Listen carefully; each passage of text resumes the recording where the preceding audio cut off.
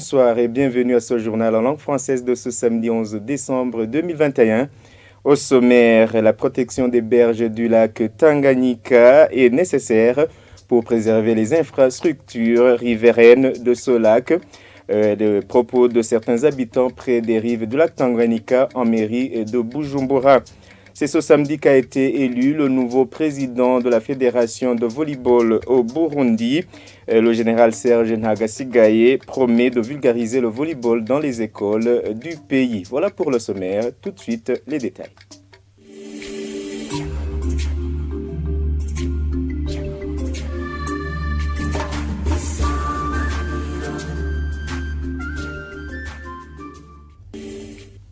Rebonsoir. La transformation du fonds de promotion de l'habitat urbain en banque de l'habitat du Burundi s'est fait conformément à la loi. Ce constat fait par le Conseil des ministres ce mercredi. Prosper Ntahogwami, secrétaire général du gouvernement, indique néanmoins que le Conseil des ministres a recommandé à la banque de réparer quelques irrégularités pour qu'elle fonctionne normalement. Suivez-le.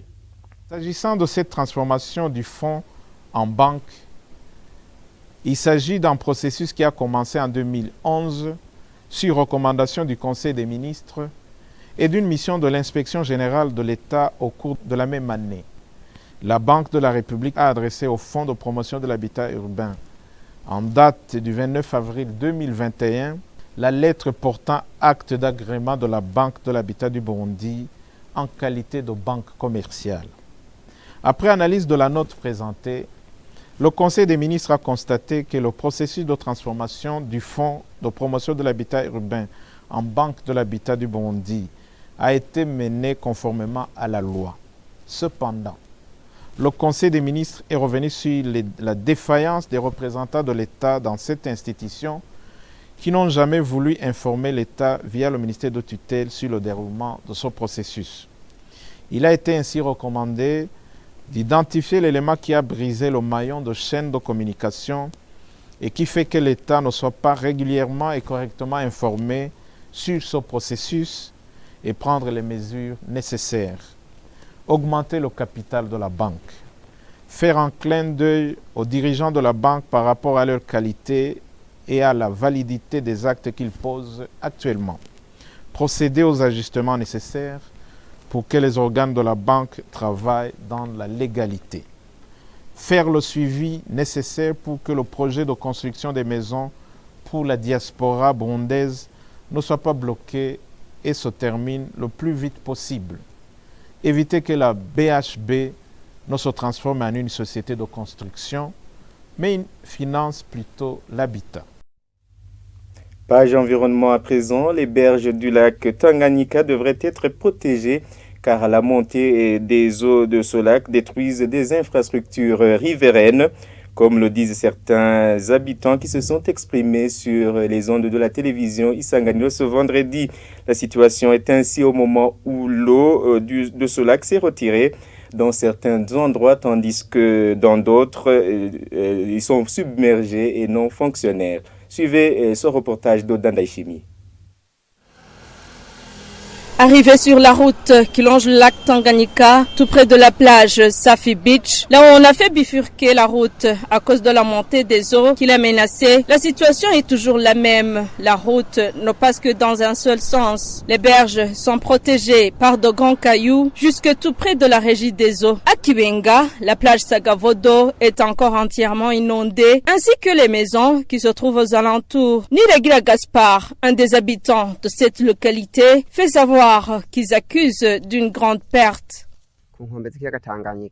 Sur les bords du lac Tanganyika, les maisons, pour la plupart en location, ont été détruites. C'est une grande perte pour le pays et la population. L'eau monte toujours. Ici, il y avait un cabaret qui était rentable pour la population et l'État. Cela est donc une grande perte pour l'État et la population.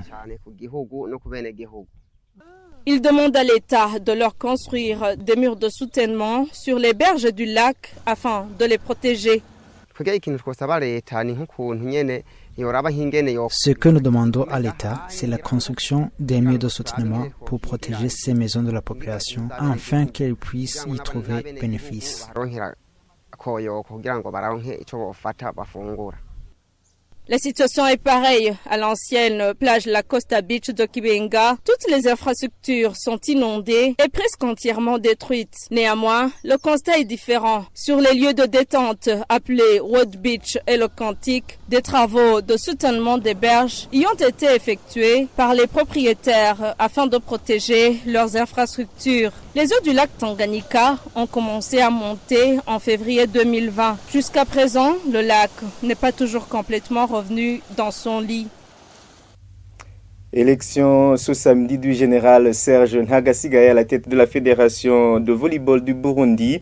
Il s'engage à vulgariser le volleyball dans les écoles du pays. Mettre en place des associations de volleyball dans les provinces du pays est aussi l'une de ses priorités. Suivez-le. Dans un premier temps, nous allons rapatrier le volley à l'intérieur du pays parce que présentement, le volley se trouve ici à Bujumbura.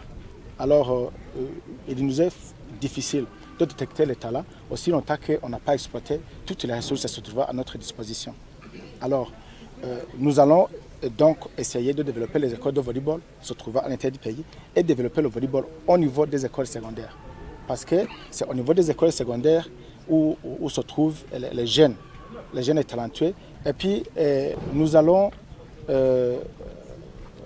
implanter ou mettre en place des associations dans les provinces, quitte à ce que chaque province ait une association. On va essayer de créer des ligues intérieures, parce que ça se trouve même dans les textes. On va essayer de créer des ligues intérieures et puis on fera des championnats au niveau des zones de compétition. Et puis les équipes gagnantes alors vont se rencontrer au niveau des quarts et des demi-finales jusqu'au niveau des finales.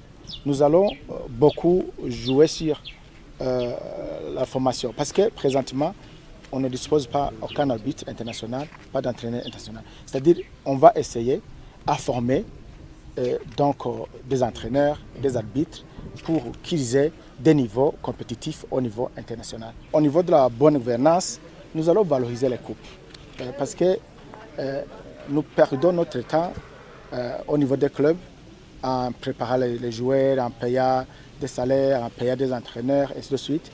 Et à la fin de l'histoire, pendant le championnat national, tu gagnes une coupe qui coûte 20 000 francs, qui n'est pas marquée.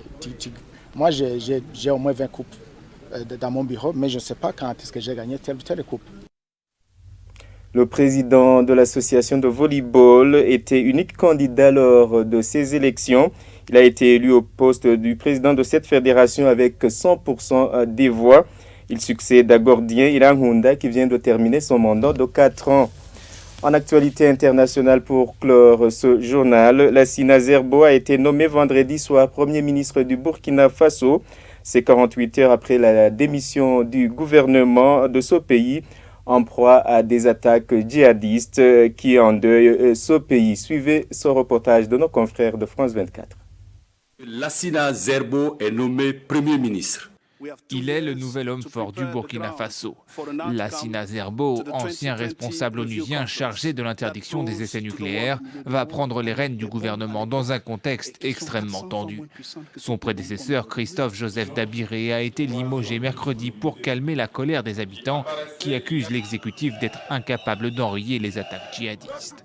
Peu connu du grand public, Lassina Zerbo s'est distingué sur la scène internationale en recevant plusieurs prix, dont celui de la diplomatie scientifique.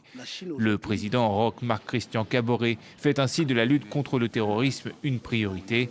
En direct à la télévision, il en appelle à l'unité nationale.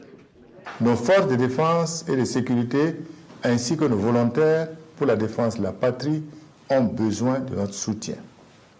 C'est pourquoi je lance un appel à l'ensemble des filles et des fils de notre nation à consentir l'effort de guerre, chacun en fonction de ses possibilités.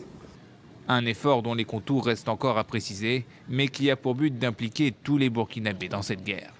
Depuis 2015, le Burkina Faso est confronté à des violences récurrentes, attribuées à des groupes armés djihadistes affiliés à Al-Qaïda et au groupe État islamique. Des attaques qui ont fait au moins 2000 morts et poussé près d'1,5 million d'habitants à fuir.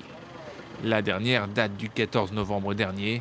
Des hommes armés ont attaqué un commissariat à Inata dans le nord du pays, faisant au moins 57 morts dont 53 gendarmes. Eh bien, ainsi prend fin ce journal. Merci de nous avoir suivis. Bonne suite des programmes sur la télévision Isangani.